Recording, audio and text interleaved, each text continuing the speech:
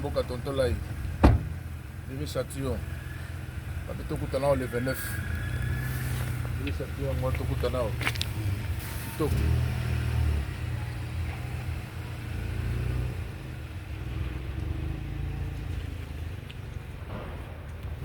Tonton Lai Echoula Teke Teke.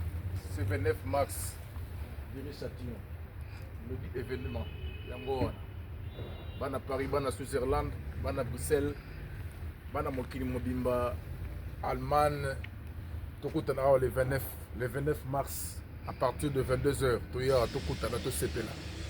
Ils ont clôturé maman Boye Belé, to clôturé Elongo, moi de la femme, Elongo Nabino. Sharina pimelinga mote pe akeo mamae. Nalela bongo, oh nalela bongo, olola ngola kobina joso. Bana Paris batindeli bisombo te pe bakei monano. Kitoko, tonton Lai Pumbo Bokulaka. Kitoko.